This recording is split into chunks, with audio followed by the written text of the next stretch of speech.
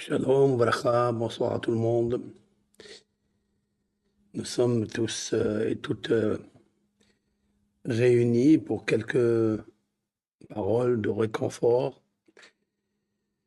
Voilà, je voudrais d'abord remercier le groupe du Shalom, le groupe de la paix qui a constitué pendant toute une journée des dizaines de fois le livre de Tehillim, c'est-à-dire les prières, les psaumes, les chants du roi David. Et vraiment, vraiment bravo pour cet élan, cette solidarité qui n'a pas cessé toute la journée. J'ai regardé de temps en temps mon portable et je voyais vraiment cette chaîne de puissance qui s'est déclenchée, la chaîne de la lecture, l'arme de l'étude et de la lecture. Donc c'est pour rappeler juste à ceux qui nous écoutent, Facebook, YouTube, TikTok, puisqu'ils me regardent maintenant tous et toutes. Merci d'être là, merci d'être dans vos commentaires, plus indigents, plus tolérants. Essayez de comprendre. Et bien sûr, l'actualité nous donne à tous des chagrins, des inquiétudes, des larmes dans le cœur, dans l'âme, et bien sûr, beaucoup de morts, beaucoup de personnes qui souffrent, des familles qui ont été arrachées tragiquement le 7 octobre, alors qu'ils n'ont rien demandé, qu'ils n'ont rien fait. Ils étaient tranquilles en train de chanter et venir.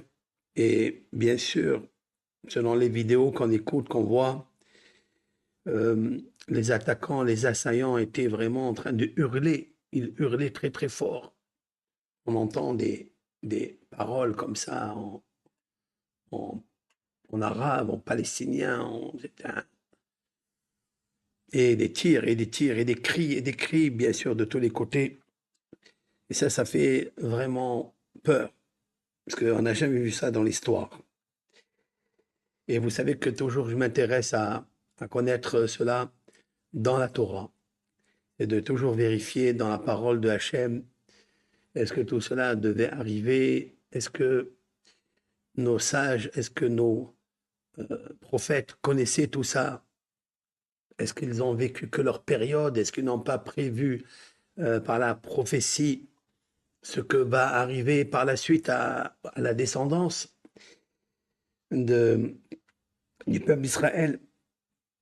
Et toujours, je me demande des questions, vous le savez très bien, vous voyez mes vidéos, toujours dans le pacifisme et toujours dans un direct de sincérité et de vérité, parce que personne ne détient la vraie vérité et la vraie justice, personne, personne. Il n'y a que Dieu, l'Éternel, qui est le Melech HaMishpat, le roi de la justice, nous l'avons dit plusieurs fois le jour de Rosh Hashanah et pendant les jours de pénitence.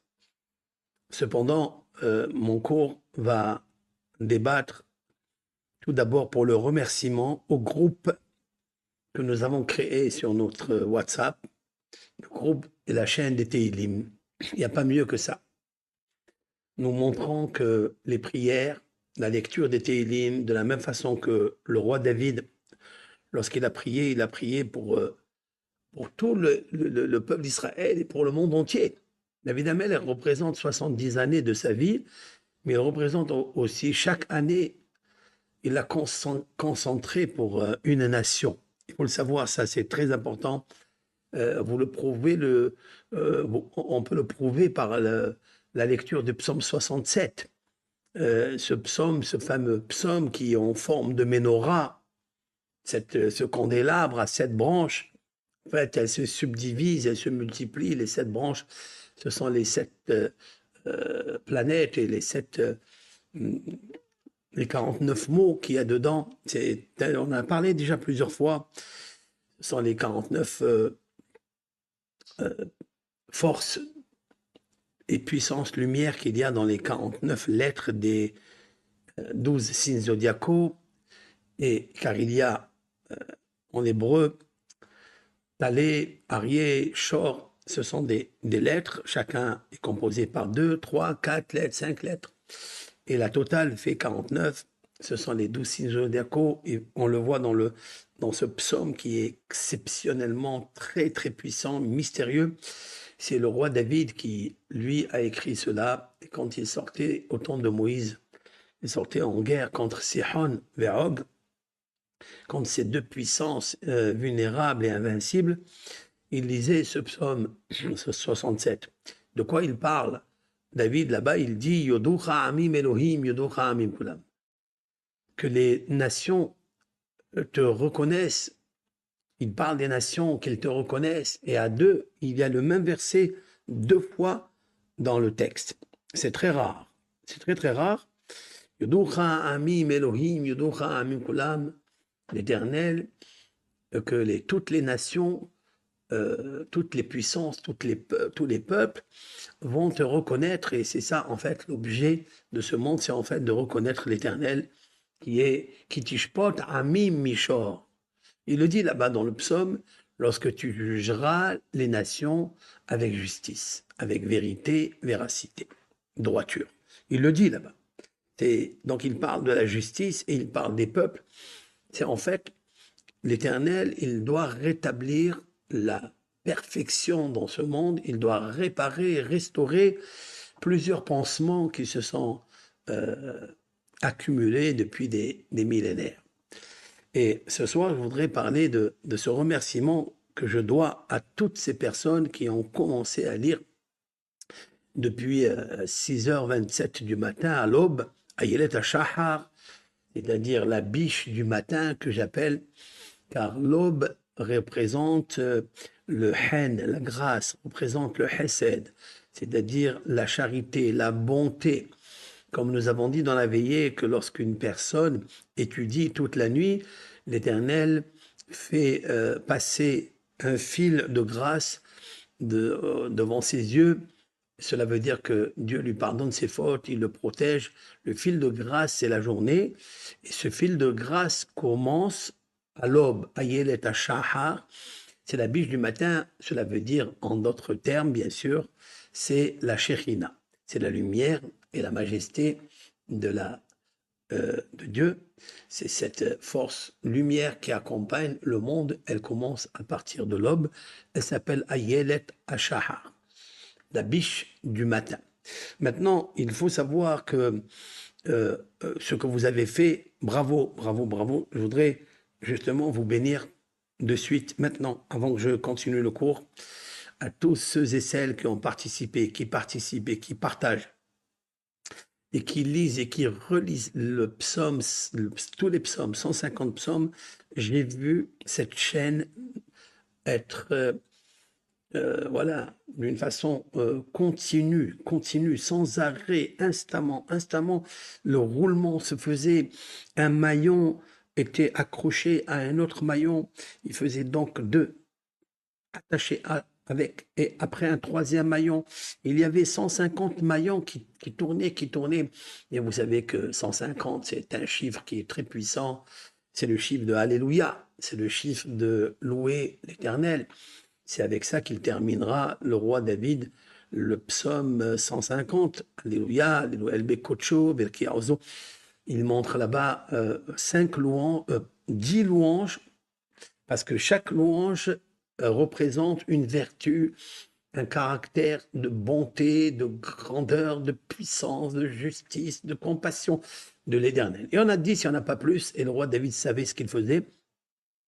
Et en fait, il représente les 10 commandements, parce qu'il nous faut louer l'Éternel pour savoir qu'il a les 10 commandements.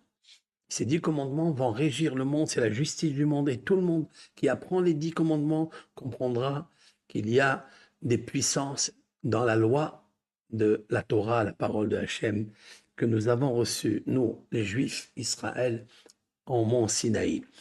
Avec 613 mitzvot, bien sûr, c'est beaucoup, c'est énormément de mitzvot, de lois. C'est parce que il y a dans ces lois la parole de Dieu est en fait toute la structure et le métabolisme du monde, comme je l'ai expliqué hier dans le cours. Je réitère la bénédiction, le remerciement à toutes les personnes qui se sentent aimées, j'allais dire, unies avec une chaîne de lecture, que de lecture, l'arme du roi David. Le David disait, Va'ani tefila. Et pour moi, c'est la prière. C'est la prière. Et donc, il priait à Hachem. Et voilà que c'est incroyable. Cette chaîne-là de solidarité, cette chaîne de psaumes, elle ira directement là où sont les captifs enchaînés. Et elle va donc déchaîner, elle va donc libérer avec l'aide de Hachem. Prions très fort, parce que ça n'est pas évident. Mais Hachem, nous, on fait ce qu'il y a à faire, et toi, l'Éternel, fais le reste. Toi, fais la justice et agis selon la compassion, la miséricorde, et aie pitié de toutes ces âmes, ces corps qui souffrent dans ces tunnels ou dans ces prisons, je ne sais lesquelles. Et on pense énormément à vous. Et on vous a adressé toutes les puissances mystiques qui sont écrites dans le psaume. Donc je vais faire maintenant la bénédiction à toute personne qui a partagé, qui a lu, qui continuera jusqu'à la fin de la guerre avec l'aide du Créateur. ושברך אבותינו הקדושים אברהם, יצחק ויעקב, משה ואהרון, דוד ושלמה, יברך את כל הקהל הקדוש הזה, qu'il bénisse par le mérite de notre patriarche Abraham, Isaac, Jacob, Moshe, Aaron, Yosef, David, Shlomo, Salomon, que l'Éternel bénisse tout le groupe et tout le Kahal Israël de toutes ces bénédictions, et que la Kahal Kadosh Hazeh, Gelim ou Ktanim, les grands et les petits, Nashim, Banim ou Banot, les femmes, leurs enfants, garçons et filles, que Akadosh Baruch Hu, il les sauve de tous les malheurs, de toutes les souffrances, de toutes les maladies, et que se réalise pour eux, leur famille, la bénédiction que Moshe Rabbeinu a écrit dans la Torah, qu'ils bénissent les bénédictions que les patriarches ont béni leurs enfants et leurs petits-enfants, et que lui, il a ajouté Elef Pe'amim, c'est-à-dire 1000 fois la bénédiction des patriarches. Quand Moshe Rabbeinu, il leur dit seulement 1000 fois, il ne dit pas 1000 fois, je vous bénis les bénédictions que tes parents, tes grands-parents, tes patriarches t'ont béni, et j'ajoute moi 1000 fois la bénédiction des patriarches. Moi, je voulais, moi le petit Menahem, je voulais vous bénir 1000 fois cette bénédiction avec l'aide de Hachem, et je vous encourage à continuer vers alors. Il ne faut pas se lasser, il ne faut pas se décourager, il faut continuer, il ne faut pas paniquer. Ils ont besoin de nous. Les malades, il y a plusieurs malades, il y a 3300 ou 3400 malades, ce n'est pas des maladies naturelles, c'est des maladies de vengeance, des maladies où il y a des balles qui resteront dans leur corps, il y a des cicatrices qui vont rester dans leur corps pour rien, vraiment pour rien. On rentre, c'était pas un moment de guerre, c'était pas un moment de... les captifs que l'on parle, c'est quand on rentre en guerre, on se bat, etc. Et parmi les guerriers, les soldats ennemis ou amis, il y a des femmes ou des enfants, on peut les prendre en captivité, on peut les rendre nos esclaves. Ça, on peut dire, mais là, c'est pas le cas.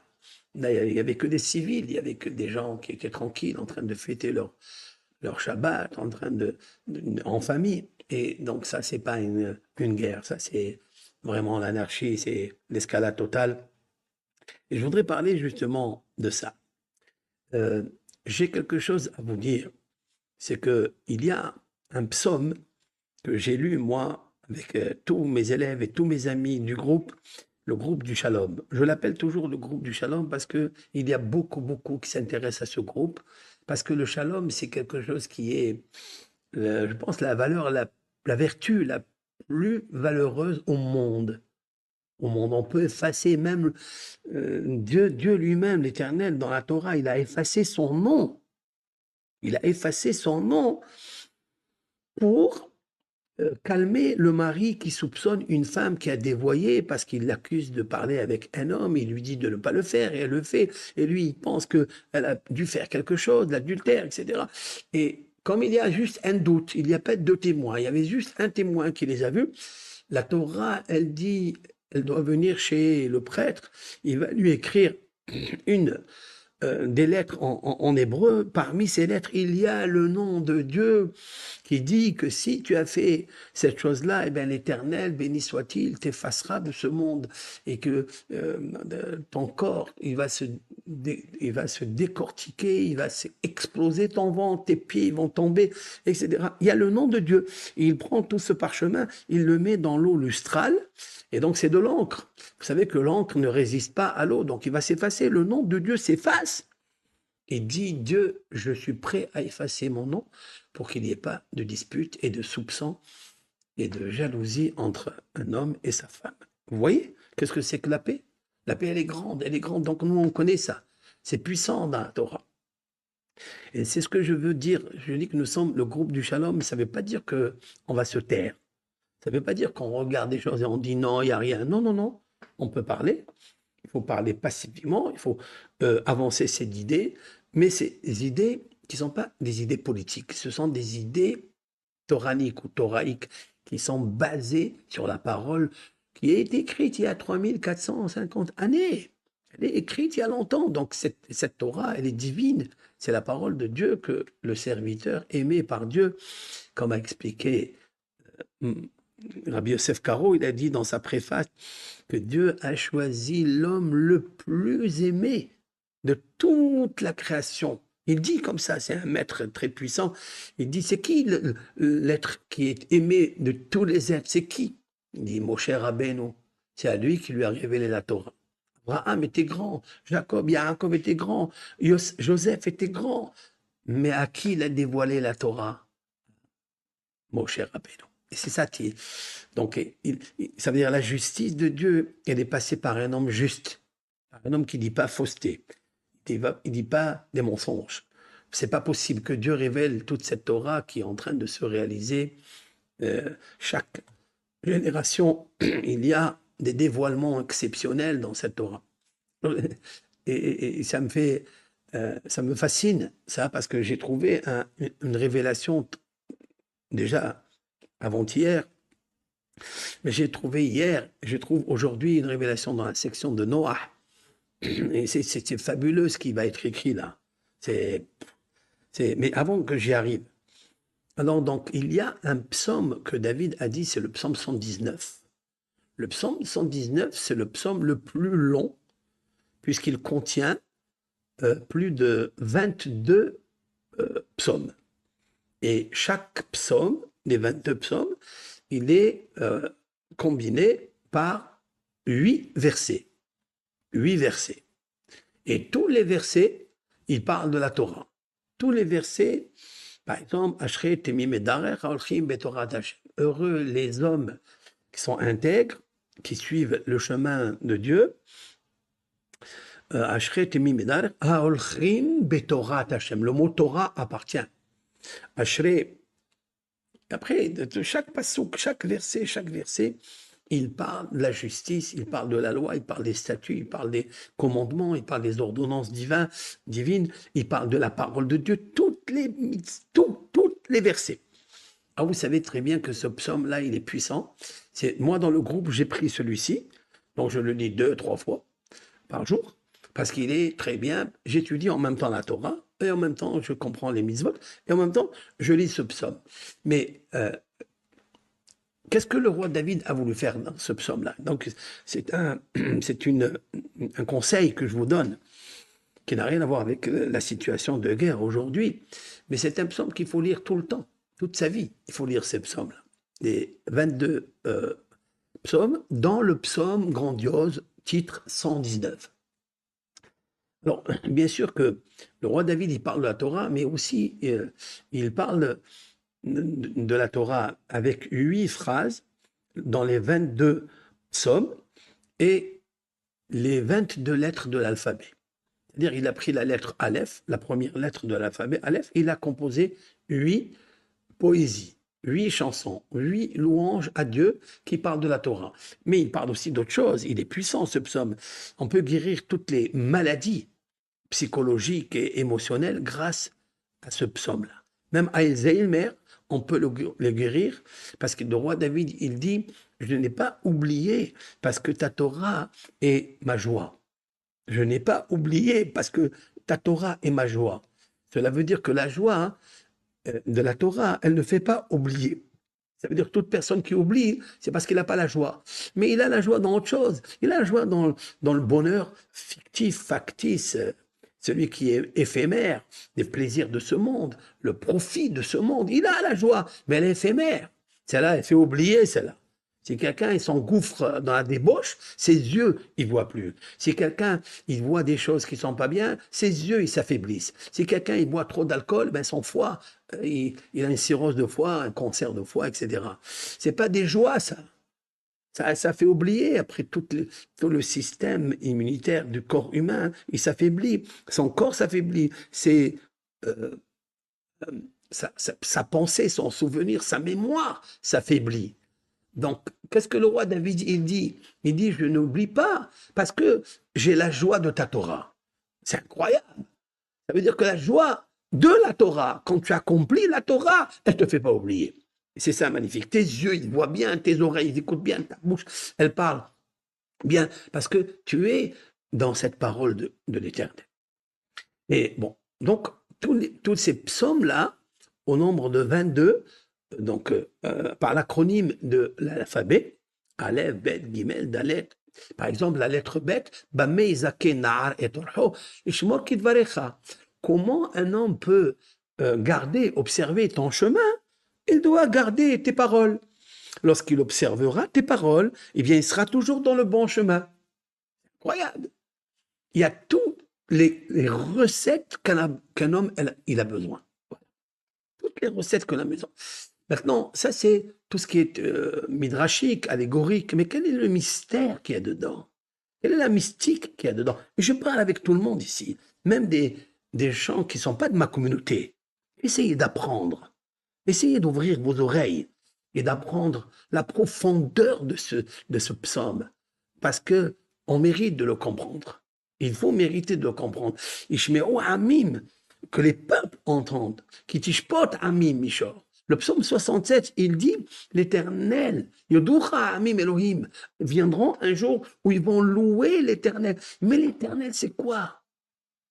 Je l'explique.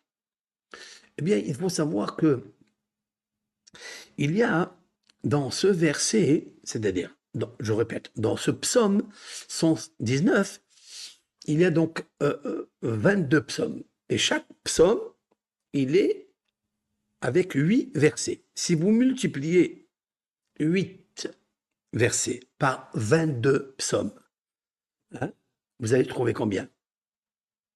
Vous allez trouver 176. 176, c'est quoi? C'est quoi 176? 176 est un nom qui rappelle, qui est en correspondance avec 176 mauvais décrets qui existent dans le monde. Il y a 176 mauvais décrets qui existent dans le monde.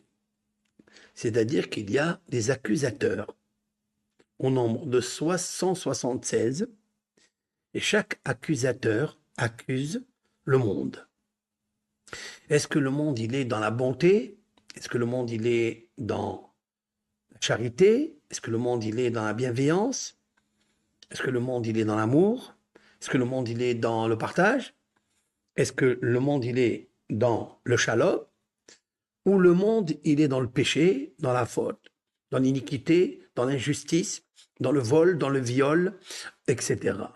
Dans le meurtre, dans le crime? Ça, dès qu'il arrive que dans le monde, la majorité font des péchés, les 176 forces négatives commencent à accuser devant le trône céleste et réveillent la midatadine, c'est-à-dire la rigueur, qui est la midatadine, c'est-à-dire la puissance de la justice sans concession. sans aucune concession. Une justice par laquelle Dieu a créé le monde. Mais vous savez que Dieu, il a combiné, il a associé la miséricorde, la compassion, ce qu'on appelle le mishpat, rahamim, avec la midatadin, parce que le monde ne peut pas tenir si l'Éternel devient sévère. Même que le monde fait des péchés, toujours l'Éternel, il a mis la compassion, mais il faille qu'il y ait un tzaddik, qu'il y ait un homme pieux, qui trouve grâce aux yeux de Dieu, pour que pour lui, Dieu il peut pardonner au monde entier de ne pas l'anéantir, de ne pas le rendre le deuxième verset de la Genèse. Tohu vavohu vehoshech al pnei tehom. C'est-à-dire le chaos, la désolation, l'extermination, l'extinction des êtres humains et de toutes les créatures. Parce que lorsque les êtres humains fautent, même les animaux s'effondrent. Et pourquoi? Ils n'ont rien fait. Oui, parce que l'homme, il a le libre arbitre et que l'homme, il est créé en 6e jour. Et Dieu lui dit, c'est toi qui gouvernes, c'est toi qui fais monter, c'est toi qui élèves par ta piété, par ton étude, par ta bonté, en imitant les vertus de Dieu. Alors Dieu, il te donne cette force, cette puissance d'être comme lui dans ses actions. Alors il fait monter les créatures. Toutes les créatures du monde, elles s'élèvent en même temps que lui. Mais lorsque l'homme, il déchoit, lorsque l'homme, il s'abîme, lorsque l'homme, il est mekalkel et atzmo, il est pogem et atzmo, c'est-à-dire, c'est des termes un petit peu très, très puissants, c'est-à-dire, il affecte toute la vertu de la puissance, de la sagesse, du discernement, et le reste, le lien avec Dieu, l'amour avec Dieu, en faisant de l'anarchie, en faisant des crimes, en faisant etc. Alors Dieu, il se retire de sa compassion et il laisse la première arme qu'il a créée dans le monde. C'est quoi? C'est la justice sévère. Et nous le voyons dans la section de Noah. C'est la section de cette semaine que nous allons, nous, tous les Juifs, dans toutes les synagogues au monde et depuis des décennies, nous lisons cette section. Et de quoi elle parle, cette section? Elle va nous parler de Noah était un homme qui était sage, un homme tzaddik, un homme qui a eu 3 enfants, etc. Et en sa période, dans le verset 3, c'est marqué « Vatishahet haaretz lifnei Elohim » et la terre s'est corrompue devant Elohim. Quoi devant Elohim? Devant la justice sévère. Vous voyez, ce mot, il intervient alors que normalement, il aurait pu dire « et la terre s'auto-détruite ou s'auto-corrompue devant l'Éternel. Yudkevavke, la miséricorde. » Non, elle ne dit pas ça. Elle ne dit pas le nom de miséricorde. Elle dit le nom de Elohim. Ça veut dire que c'est monté très, très, très haut et que Dieu a retiré le veto qu'il avait créé au début de la création Bereshit en associant la midat à Rahamim, c'est-à-dire la miséricorde, avec la midat adin. Et là, ils sont arrivés, ce qu'on appelle en hébreu, nitmal'a hasea. Le sac était rempli. Et qui est-ce qui a provoqué qu'il se remplisse? Est-ce que la débauche, la sexualité, puisqu'ils avaient fait des pactes, comme dit le Midrash, que les premiers pactes d'homosexualité ou de lesbienne ou de débauche qu'on retrouve après dans Canaan ou qu'on retrouve après en Égypte, etc., comme nous le décrivons dans la Torah explicitement. Non, c'est marqué Vatimale à Aretz Hamas et la terre s'est remplie de vol. Hamas, c'est en fait le vol et le viol. Et Dieu, il voit, c'est-à-dire Elohim, c'est-à-dire la justice, elle comprend, c'est une façon de dire. Et la terre, elle a corrompu, car toute chair a corrompu son chemin. Ça veut dire qu'ils ont fait des choses où ils ont détruit la semence que Dieu a donnée à l'homme, Adam et Hava, pour pouvoir procréer. Eux, ils ont fait n'importe quoi. Donc, dans le verset, par la suite, il dit, Vayomer Elohim le Noach, Dieu, il dit à Noach, Ketz kol basar ba lefanai. La fin de toute chair est venue, lefanai, devant moi, ça veut dire la justice sévère. Ki mal'a aretz hamas mi penehem, parce que la terre est rempli de corruption. Mais voici détruire et Haaretz et la terre. Et ça y est. Mashhitam et Haaretz, Dieu lui dit, je vais détruire la terre, donc on va leur parler. Et en fait, il lui dit que c'est ça qui est arrivé dans moi. Il y a des accusations au nombre de 176, et là, je ne peux plus rien faire. 167, c'est le top, c'est-à-dire le niveau le plus haut pour mettre en colère l'Éternel pour qu'il puisse sévir par sa justice sévère, sans aucune concession, aucune association de miséricorde. Ça arrive. Mais il lui dit à Noah, puisque j'ai trouvé que tu étais un homme pieux, un homme juste, un homme de piété, puisqu'il n'a pas fait les 3 péchés capitaux, alors s'il te plaît, fais-toi une arche, fais rentrer des animaux, comme vous connaissez, celui qui lit la Bible en français, en hébreu, en arabe, vous pouvez lire tout ça dans le truc. En fait, qu'est-ce qu'il veut lui dire? Il veut lui dire, il faut dire à toutes ces personnes que Dieu, il va amener le déluge. Voilà. Il va amener ce qu'on appelle le Maboul. Il n'y a plus de vie, il n'y a plus de Mazal. Leur Mazal s'est arrêté. Je vous l'ai toujours expliqué dans mon livre en français, Pardes Menahem. Il y a 20 ans ou 25, je ne sais pas quel âge j'ai écrit ce livre, Le verger de consolateur. Dans cette section de Noah, j'explique pourquoi Dieu il amène le Maboul. Qu'est-ce que ça fait ça? Pourquoi il amène un déluge? Alors nos sages ont expliqué pourquoi il amène un déluge. Et j'explique que le mot déluge en hébreu s'appelle Maboul, même bête va la mettre, dans la valeur numérique est 78, et c'est la même valeur numérique que Mazala, Mazal. Mazala, ça veut dire la chance, enfin. Ça veut dire la chance de la vie. Dieu a amené le déluge parce qu'ils ont abîmé la chance de leur vie. Le Mazal. Vous savez que Mazal, c'est même Zayn Lamed, Motsizera le Batala. C'est-à-dire celui qui fait évacuer ou éjecter sa semence en vain. C'est ce qu'il faisait. Aller faire la zoophilie avec un animal, tu ne vas pas le tomber enceinte. Hein.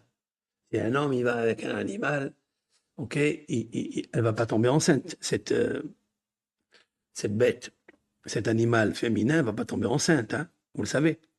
Donc sa semence, elle est partie en vain. Donc c'est en fait dans le titre de Mazala, ça indique la faute qu'ils ont fait. Et quelqu'un qui fait ça, hein, l'Éternel enlève le Mazal. Et ça devient le Maboul. 78. En fait, 78, c'est la valeur numérique 3 fois 26. Ils ont abîmé les 3D, les 3 dimensions de Hen, de Hesed et Rahamim. C'est-à-dire la grâce, le salut, et Hesed, la charité, et Rahamim, la miséricorde. Dieu intervient toujours, il a 3 cartes, 3 jokers. Premier joker, c'est Hen. Deuxième, Hesed. Troisième, Rahamim. Même si on a abîmé un, il y a encore 2 jokers. Mais là, ils ont tout abîmé. Ils ont abîmé le chiffre 26 du Hen, de la grâce. Ils ont abîmé le chiffre 26 de Hesed, de la charité. Et ils ont abîmé le chiffre 26 de Rahamim. Donc, ils ont tout abîmé. Il dit, ça y est, je ne peux plus. Qu'est-ce que les fanaïs? Ils ont déclenché le bouton de la bombe atomique du déluge.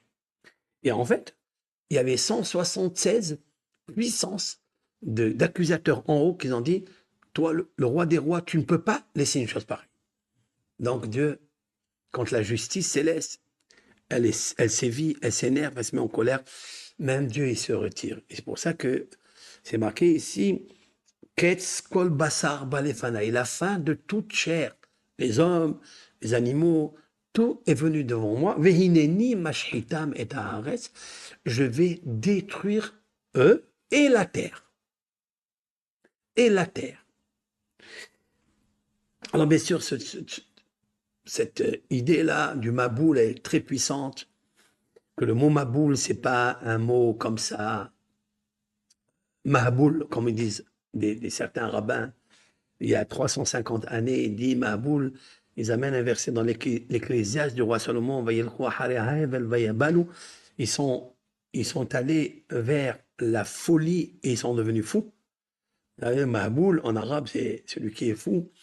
C'est à peu près ça. Mais Maboul, ça veut dire Maboul, valeur numérique 78, 3 fois le chiffre 26, et le mot Mazala, même Zayn Lamed Aleph 78. Et c'est ça qui est très terrible. Quand Dieu, il veut, alors il envoie le Maboul, le déluge, dans le monde. Maintenant, qu'est-ce que ça veut dire Patsu alay PM? Alors, le roi David a créé ce psaume qui contient 22 psaumes, et chaque psaume contient 8 versets, donc 8 fois 22, c'est en fait 170, 176. Il veut corriger, il veut adoucir les 176 accusateurs. Est-ce que vous comprenez ce que je veux dire là? Il y a maintenant dans le monde, il y a les 176 accusateurs qui circulent. Ils peuvent faire un terrible tremblement de terre d'une troisième guerre mondiale. Comme dit le Zohar HaKadosh, qu'à la fin des temps, il y aura deux nations très dures, très puissantes, qu'il va falloir combattre. Et tout viendra, bien sûr, de Paras. Paras, c'est la Perse. Aujourd'hui, c'est l'Iran. Mais je voudrais faire une relation, et suivez-moi s'il vous plaît, avec toute humilité et avec toute réflexion. C'est pas une invention, c'est pas une prédiction, c'est pas une affirmation, c'est juste une réflexion ensemble. J'ai trouvé un psaume qui concerne justement Paras ou Madaï. C'était au temps de Ahasverosh et la reine Esther. À Suse, il y avait un roi puissant, Ahasverosh. Et la reine qu'il avait pris après avoir tué sa femme, parce qu'elle n'a pas voulu obéir à ce que dit, ça veut dire qu'il a voulu débaucher complètement. Il lui a dit à sa femme, alors qu'il y avait les 127 représentants, ministres, les hommes de valeur, les notables des 127 provinces, ils se sont réunis tous, il y avait des rabbins, il y avait des juifs, il y avait tout là-bas. Et il a invité sa femme à venir toute nue. Tiens. Quelle barbarie, quelle folie, quelle frivolité. Toute nue, devant tout le monde. Et elle a désobéi. Elle a désobéi. Bon, je ne vais pas entrer dans le détail parce qu'après, ça va faire 3 heures de cours. Pourquoi elle a désobéi? Qu'est-ce qu'il y a? Qu'est-ce qu'il n'y a pas? Très bien. Elle a désobéi. Alors, mais Ahasverosh est en colère. Ça veut dire qu'elle lui fait chouma. Elle lui fait honte devant les 127 représentants de ces 127 provinces. Et voilà qu'il y a un homme là-bas, Haman, qui était le 7e des 7 princes qu'il avait. Il était le dernier. Il donne un conseil à Ahasverosh et lui a dit, oh, il ne faut pas que ça arrive, ça.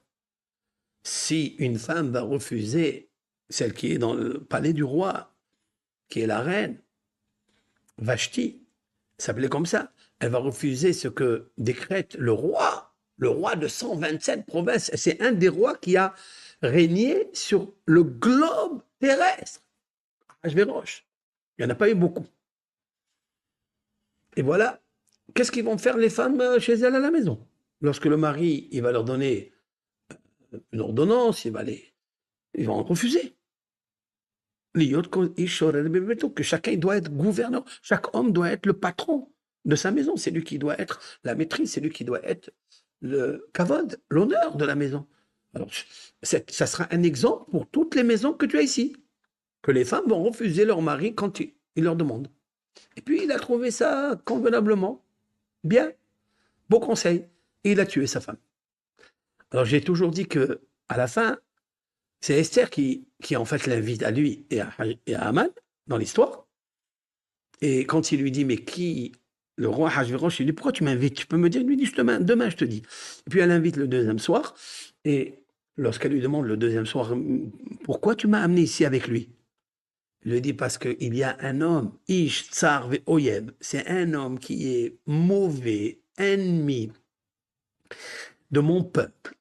et qu'il a voulu décréter sur mon peuple la mort, que tous ils meurent comme ça, parce qu'ils sont juifs. Il lui a dit, mais c'est qui? Il lui a dit, c'est lui, Haman Haraazé. Il lui a dit, c'est celui-ci, ce Haman qui est mauvais, qui a voulu. Et Hachvérosh s'est mis en colère et il a tué Haman, il l'a pendu. J'ai toujours dit que Hachvérosh, il a tué sa femme Vashti pour son ami et il a tué son ami pour sa femme Esther. Vous voyez là, la mesure pour mesure qui arrive dans la vie. Haman lui donne un conseil pour tuer sa femme, donc Hachvérosh, il tue sa femme Vashti pour son ami. Mais à la suite, il va tuer son ami Haman pour sa femme, qui est Esther, cette fois-ci. Et c'est incroyable comment ça arrive des fois. Et ça, on peut l'étaler, l'exploiter dans beaucoup de domaines dans la vie, hein, dans les expériences, dans la vie. Bon. Maintenant, il faut savoir que Esther, pour casser tout ce mauvais décret des 176 accusateurs sur le peuple d'Israël, elle a lu un psaume, le psaume 22. Le psaume 22 est très puissant. La Mnaséa, c'est-à-dire au chef des chantres ou bien au cantique, Al-Ayel et Shahar. D'après l'Ayel et Shahar, ça veut dire, c'est un instrument musical. Ayel et Shahar, David, Esther a chanté sur cet instrument musical, Mizmor le David, cantique de David. Donc David, il reprend par prophétie ce que Esther a prié. Eli, Eli, lama azaftani, mon Dieu, pourquoi m'as-tu abandonné, loin de porter secours, d'entendre mes paroles suppliantes. Mon Dieu, j'appelle le jour et tu réponds pas. De nuit, il n'est pas de trêve pour moi. Elle prie, en fait, c'était 3 nuits et 3 jours. Elle a prié, puisqu'elle a fait le jeûne, elle a prié, nuit et jour. Et elle dit, Hachem, tu m'entends pas, tu m'écoutes pas, il n'y a pas de trêve. Et ça, pourquoi? Parce qu'elle comprend que les accusateurs, ils sont puissants. Et là, je vais passer, visiter le psaume, lisez ce psaume attentivement. Un jour, on fera, bien sûr, un cours spécial et en profondeur.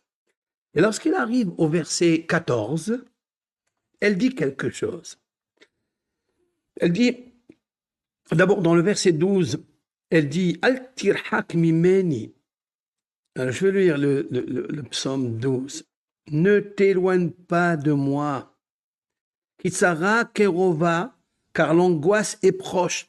C'est-à-dire la détresse est proche, que si elle ne réussit pas dans les 3 jours de jeûne, c'est fini. Haman, il va concrétiser en pratique le décret qu'il a appliqué dans les 127 provinces, qui consistait à tuer Tav Venashim Biyom Ehad.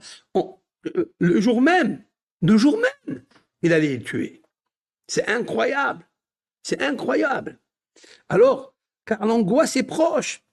Et nul n'est là pour m'aider. Nul n'est là pour m'aider. Il n'y a pas des soldats qui vont venir aider les Juifs. Il n'y a pas. Tout le monde est pris en otage. Tous. Et elle dit dans le verset 13, Sevavuni parim rabim, abire vashan kiteruni. J'explique. Des taureaux nombreux m'environnent, des bêtes puissantes de Bashan m'assiègent. Des taureaux puissants, des taureaux. De quoi elle parle ici? Des taureaux, il y avait des taureaux là-bas. Alors je vais vous lire ce que dit le Midrash dessus. Il y a 2 taureaux et il y a des puissants, d'accord, des bêtes puissantes. Kiteruni, c'est-à-dire ils m'ont siégé. Qu'est-ce qu'ils veulent? Qu'est-ce qu'ils veulent? Et le roi David dit dans le psaume 14, qu'est-ce qu'ils veulent? Patsu alay pihem, ils ouvrent contre moi leur gueule. Aryeh toref veshoeg, tel un lion qui déchire et qui rugit. Ouais, elle parle. Tel un lion qui rugit et qui Il y a ici les taureaux, il y a ici les bêtes puissantes de Bachan, et il y a comme un lion qui déchire et qui rugit. Ça m'a interpellé ce terme-là, mais je vais me concentrer déjà sur le mot patsu. Ils ont ouvert leur gueule et crié, rugir pour me déchiqueter comme un lion. Mais c'est des taureaux. Ce sont des bêtes. C'est pas des lions. Non, non, c'est des taureaux. C'est juste des taureaux. Tout le monde pense qu'ils sont des taureaux. Mais c'est des lions. Et quand ils sont venus déchiqueter, ils voulaient déchiqueter comme un lion. Et ils criaient fort. Cette phrase-là, avant de l'expliquer en profondeur, je vais vous dire qu'est-ce que c'est le mot patsu. Et puis, la valeur numérique du mot patsu, on va la faire ensemble. Patsu, P. La lettre P, je vous l'écris ici, comme ça vous la voyez bien, bien, bien dans le chiffre, dans le graphisme. Voilà. Patsu, vous avez la lettre F, en hébreu c'est 80. Après vous avez la lettre Tsadi, c'est 90. Après vous avez la lettre Vav, la lettre 6. Ça me fait combien? 80, 90 et 6, ça me fait 176. 176. Ça vous dit quelque chose, ça? Voilà, je vais vous le montrer. Suivez bien, chers amis, ça. Voilà. Vous voyez le mot patsu? Le voilà, patsu. Vous pouvez regarder dans le psaume, je viens de l'indiquer, s'il vous plaît, dans le psaume 22, verset 14, il nous parle dans le 12, ne t'éloigne pas de moi, car une détresse et une angoisse qui est proche et je n'ai pas d'aide. Verset 13, m'ont entouré les taureaux, plusieurs taureaux m'environnent, les puissantes bêtes de Bachan m'assiègent. Verset 14, patsu, voilà. Et l'explication de patsu, c'est quoi? Ils ouvrent contre moi leur gueule. Et ils veulent me déchiqueter comme un lion. Le mot patsu, en sa numérique claire, voilà, je vais le faire comme ça. Vous le voyez mieux maintenant, non? P80, valeur numérique. Oui, vous pouvez chercher, hein? Vous pouvez chercher. Tsadi, 90. Vav, 6. Ça fait 176. Vous comprendrez maintenant pourquoi le roi David est là. Parce que nous avons dit au début, dans le verset 22, Lamnaseh halayel vashahar mizmorle David. Le roi David, c'est lui qui, par prophétie, va capter le cri, l'angoisse, la détresse de quelques années, décennies avant lui. Et il dira qu'ils ont ouvert la bouche pour me déchiqueter, crier comme un lion. Patsu. Le roi David a compris que contre les ennemis qui se comportent comme des bêtes puissantes, qui veulent déchiqueter, qui ont la rage, qui veulent tuer comme ça des enfants, comme il a voulu faire Haman. Ce fameux Haman, c'est qui? Haman, il n'est pas perse. Il n'est pas du tout de la nationalité perse. Il s'est trouvé là-bas. Mais Ahasverosh était perse. Qu'est-ce qu'ils font ces deux-là? Arolé, Edom, Veishme'elim, le psaume 83. Edom, c'est Haman. Vous savez que Haman, c'est la 19e génération d'Ésaü. Esav. Ça veut dire que Esav a donné naissance à Amalek. Il a donné naissance à la 19e génération, un qui est de la descendance de Amalek. Amalek, c'est c'est l'ennemi juré de Dieu. Toutes les forces négatives qui se passent dans le monde, les meurtres, les crimes, les attentats, tout il vient de lui. Tous, de Amalek. Et en fait, Haman, il est de son sang. Haman, c'est la valeur numérique 95, comme la valeur numérique Ma'adim, qui veut dire la planète Mars. Ma'adim, dame, il y a du sang. Il veut verser du sang, c'est comme ça. Mais qu'est-ce qu'ils t'ont fait? Ils lui ont rien fait. C'est juste un juif qui était un des grands rabbins de Purim, là, de Sanhedrin, de Suse, le mari de Esther. Il n'a pas voulu se prosterner devant lui parce qu'il avait une idole. Il lui a dit, moi, je me prosterne que à Allah. Je ne veux pas me prosterner. Pour qui tu es, toi? Il lui a dit, mais moi, le roi, Ahasverosh, il m'a donné l'autorisation que tout le monde doit se prosterner. Tu n'es pas différent. Il lui a dit, moi, je suis différent. Parce que mon Dieu, à moi, il est différent que le tien. Voilà ce que ça veut dire. Et Dieu me sauvera. Il n'a pas voulu se prosterner parce qu'il a mis une idole sur son cou. Il a demandé à tout le monde de se prosterner, comme si lui, il était une idole. Ahasverosh, il lui a pas dit de mettre l'idole. C'est lui qui l'a ajouté. Ok. Et Mordechai, Yehudi, il a tenu tête. Il lui a dit, jamais, tu feras ce que tu feras, j'ai pas peur de toi. Il y a un bon Dieu unique qui est le roi des armées. Et un jour, il va te désarmer. Et tu seras alarmé. Il a été pendu, lui et ses 10 enfants. Mais quelle est la force de la prière? Qu'est-ce qu'elle a fait Esther? Elle s'est réunie avec toutes les filles, les Mordechai avec tous les garçons, et ils se sont mis à prier les psaumes. Ils ont commencé à lever, à prier des chants. Ils ont fait une chaîne de Tehillim. C'est-à-dire, ce sont des louanges de Dieu. Il n'y avait pas les Tehillim encore.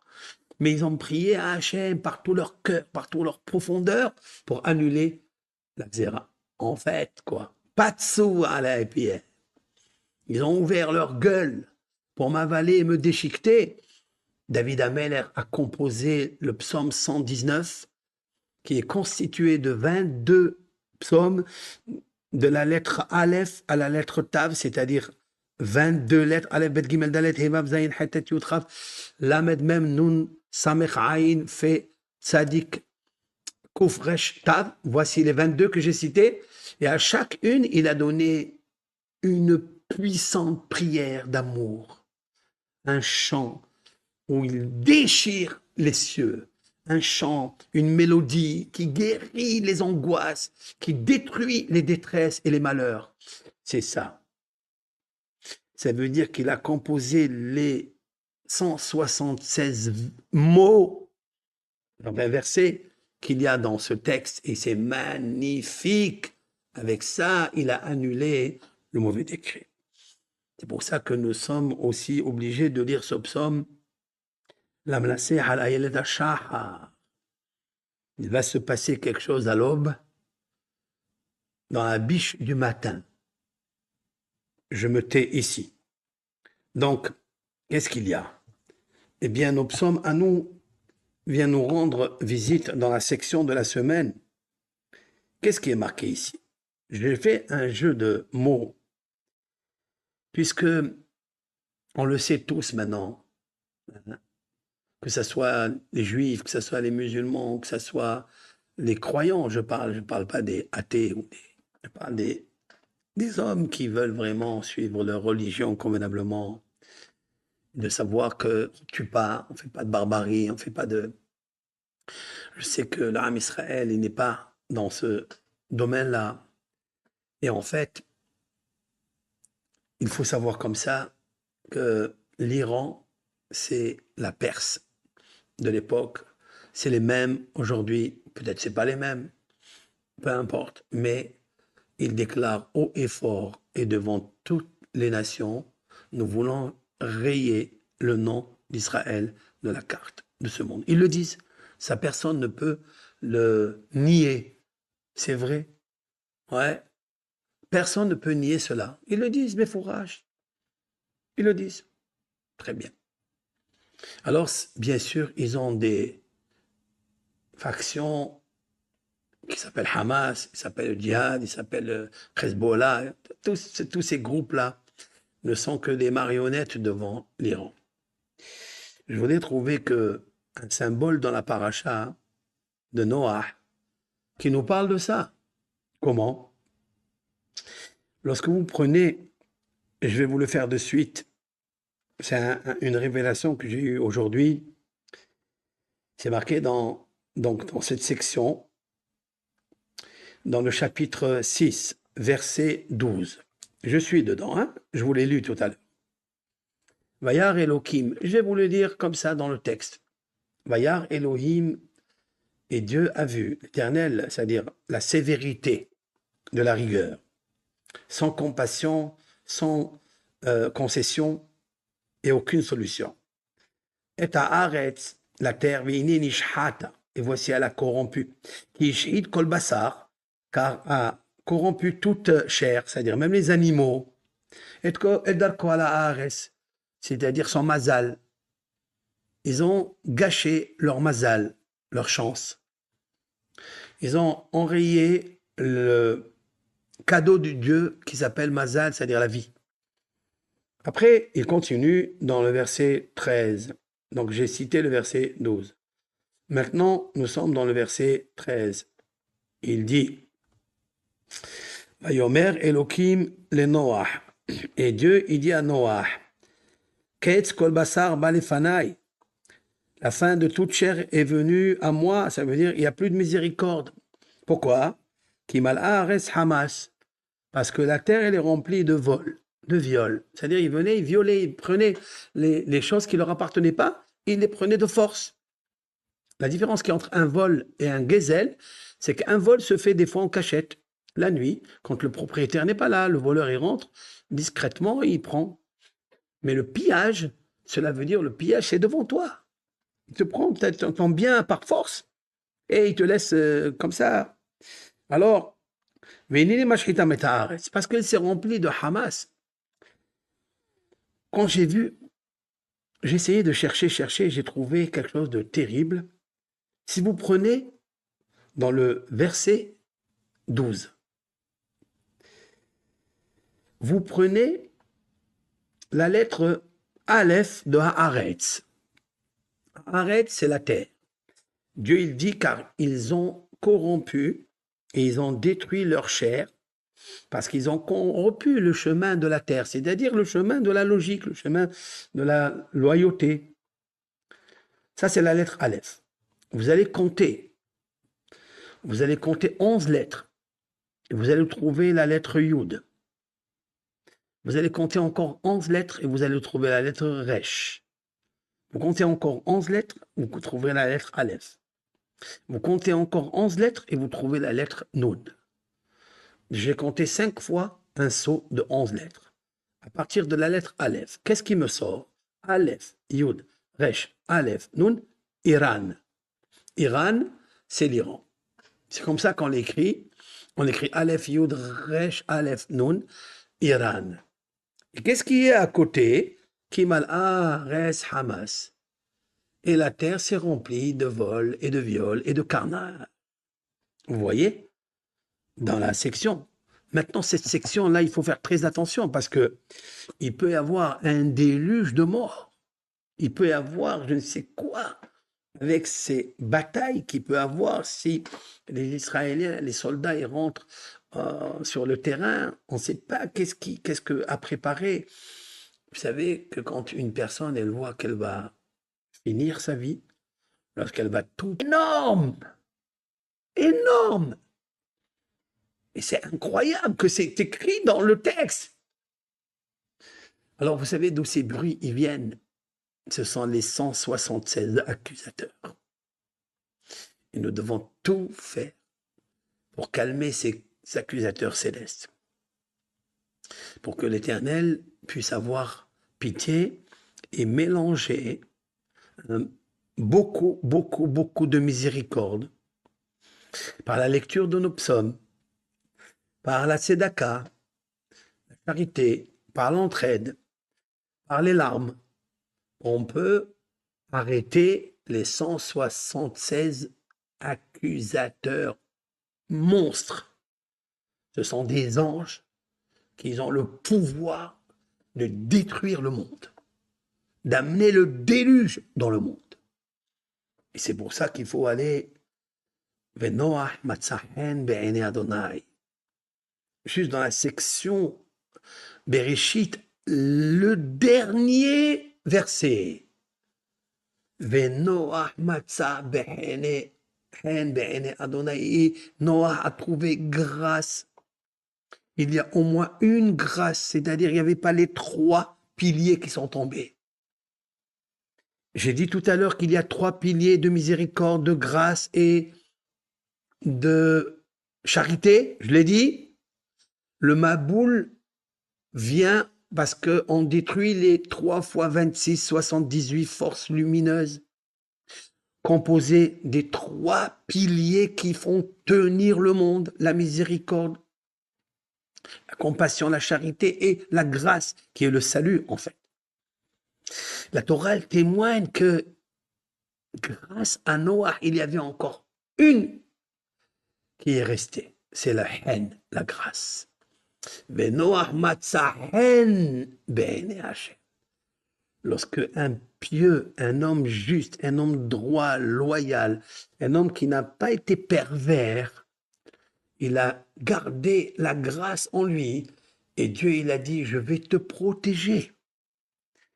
Grâce à ça, il y a eu donc l'arche et grâce à cette arche, il y a eu tous les animaux couples, mâles, femelles, qui sont rentrés dans l'arche.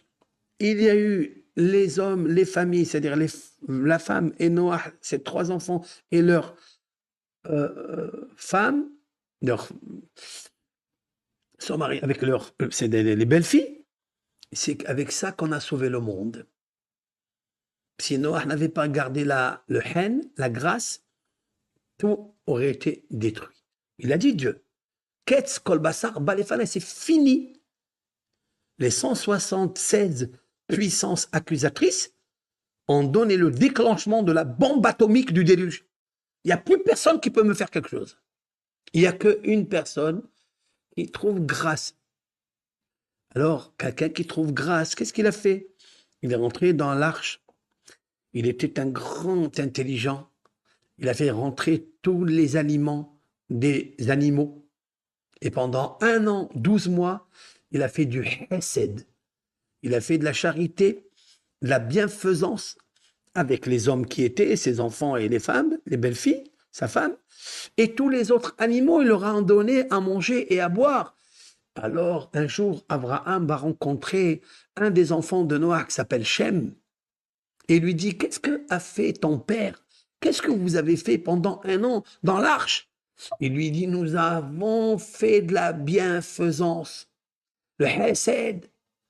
Alors Dieu, il a dit, ah, vous avez le hen, vous avez la grâce, 26. Ah, vous avez le hesed, 26. Maintenant, je vous donne gratuitement Rahamim, 26, 78. Leur mazal a changé. Leur mazal a changé. Et en fait, ce qu'il nous faut aujourd'hui, par cette lecture du groupe du Shalom, inscrivez-vous. Et encore, je réitère mon remerciement, ma bénédiction et toute ma valeur, si j'en ai une, que Hachem Barach, il bénisse toutes les personnes qui lisent les psaumes pour que cette guerre ne fasse pas du mal, ne fasse pas des carnages. Voilà. Et ça, c'est très important. Parce que Dieu, bien sûr qu'il n'aime pas tout ça. Dieu, il aime le shalom, il aime la paix. Et c'est ça compris. Shalom. Maintenant, bien sûr, il faut se défendre. C'est marqué, un verset dans les psaumes, En shalom la racha'im amar Adonai. Le roi David a dit, Elohim a dit, il n'y a pas de shalom pour les méchants. Il l'a dit, le roi David, dans un des psaumes. Je crois que je vais vous le sortir de suite. Je vais savoir où il est écrit, comme ça, exactement. Est-ce que le roi David a dit une chose pareille? Ou pas? N. Je vais marquer dans mon ordinateur N. Shalom. La Rechaim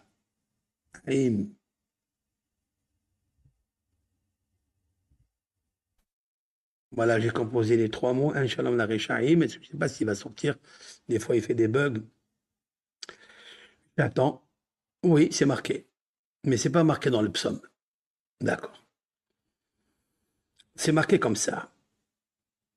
Velo tsam'u baharavot tolicha maim itzur hizilamo vaivka. Je vais tout traduire. So vayazovu maim. Et il est marqué dans le verset, dans Yeshaya. Vous pouvez aller, s'il vous plaît, celui qui a les livres de Ésaïe, il peut aller là-bas et regarder. Il est marqué dans le chapitre 48, verset 22. En shalom amar Adonai la Rechaim. Il n'y a pas de paix, a dit Dieu. C'est quoi Dieu? Pas la sévérité, pas la justice, la miséricorde. Même la miséricorde, elle ne trouve pas les mots pour adoucir la punition des méchants. Vous comprenez? Et après, le même Échaïaou, le même Ésaïe, dans son chapitre 57, dans son verset 21, notez toutes les références, hein, ne me faites pas confiance. Notez toutes les références et allez vérifier par vous-même. Lisez les psaumes, lisez toutes les références que je vous donne, allez-y les lire. De toute façon, ils sont écrites, hein, ils sont écoutés, ils sont enregistrés. Parce qu'on dit toujours les paroles s'envolent et les écritures restent, mais il faut savoir que les paroles qu'on dit dans les réseaux, ils restent, parce que c'est des vidéos vivantes. Et là, dans ce verset, il dit autre chose. En shalom amar Elohai la Rechaim. Il n'y a pas de paix, a dit la puissance sévérité pour les méchants. Vous avez vu que des fois, Dieu, quand il voit que c'est très, très, très, très dur, que ce sont des méchants vraiment, vraiment tués pour tuer, parce que tu es juif, c'est absurde. Il m'a dit, on peut prendre des esclaves, on peut prendre des femmes et qu'elles deviennent esclaves. L'esclavage est fini, monsieur. Qu'est-ce que tu racontes là? Eh bien, heureusement que l'esclavage est aboli. Heureusement. Normalement, tu n'as pas le droit de le faire. Tu peux négocier, tu peux faire ce que tu veux, mais tu n'as pas le droit de maltraiter les captifs, les otages. Tu n'as pas le droit, monsieur. Il n'y a aucune religion qui te permet une chose pareille. Aucune. Qu'elle soit d'où elle vient. En shalom amar. Donc, c'est pour ça qu'il est très difficile de dire on va faire la paix. Il y a des gens qui vont mourir, il y a les Gazaouis, il y a les trucs. Tout ça, c'est vrai, tout ça, c'est émettre. Tout ça, c'est vrai. Mais on voit qu'il y a les 176 accusateurs dans le monde. Alors, il faut faire quoi alors? Il faut prier. L'arme, le plus belle arme que Dieu aime, c'est l'arme de la paix. C'est l'arme qui ne tue pas, qui ne détruit pas, qui guérit, qui construit et qui ouvre l'espoir de la vie. L'espoir de la vie. Alors espérons qu'on lise tout ce psaume-là, tous. Psaume 119, c'est un psaume qui est sublimissime. Et il y a beaucoup de secrets à l'intérieur. Et tout, il tourne autour de la Torah. Tout tourne autour des 613 000 votes. Tout tourne autour de l'amour de Dieu. Regardez ce psaume, lisez-le en français ou en espagnol, toutes les langues. Lisez-le, vous verrez que tout est que relatif à la loi, à la Torah, à la grâce. Regardez ce psaume, il est très puissant. Mais la beauté, c'est qu'il y a 176 versets et c'est ça qui m'a aidé à faire ce cours-là. Voici, le cours est terminé. Donc, je reprends le discours d'hier soir, qu'il continue dans la chaîne des Télim. Il faut encore des bénévoles, encore des personnes, et toujours de recommencer à lire. Vous pouvez continuer maintenant à lire, parce qu'on a pris l'élan, et il faut continuer à faire ce roulement, que l'Éternel, je ne sais pas, il change les plans de tout. C'est lui, Akadosh Baruch Hu, c'est lui. Ça va amener c'est une turbulence mondiale, et c'est... Bon, Dieu, il a ses plans. Je termine avec cette conclusion. Nous, on souhaite, nous, on fait des requêtes, nous, on prie, mais l'Éternel, il sait ce qu'il fait. Et personne, aucune puissance ne peut s'immiscer dans les plans de Dieu. Voilà. Le destin du monde, il lui appartient. Il donnera l'autorisation ou la permission ou le contraire.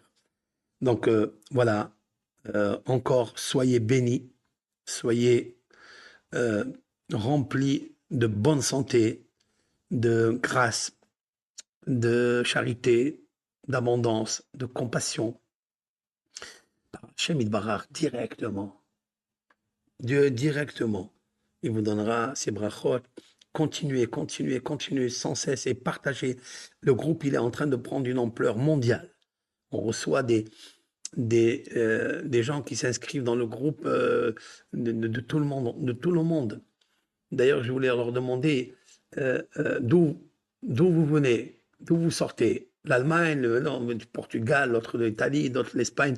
Marquez dans votre lien d'où vous arrivez, car c'est très très bien qu'il y ait une ou deux personnes des 197 pays dans le monde, ouais, eh bien qu'il y ait au moins une ou deux personnes pour essayer d'adoucir son représentant céleste. Parce que chaque nation a son ange, son représentant céleste. Et maintenant, il est énervé, il est en colère, il accuse. Alors, toute personne qui m'écoute, d'accord, lorsqu'elle va lire ça, eh bien, elle va lire les psaumes, ou lisez une prière que vous voulez, mais une prière qui amène à la paix, qui amène à la sauvegarde des êtres humains, qui dit non à l'anarchie, à la barbarie, au crime, etc., eh bien, vous verrez que tous les représentants célestes, ils vont se réveiller. Il n'y en a pas 176, il y en a au moins 197. OK? On est proche du compte. Il faut ajouter quelques guémataria hautes pour trouver encore le. Peut-être je me trompe, peut-être il n'y a pas 170, 97 pays, peut-être il y en a 176. Peut-être. Je ne les ai pas comptés.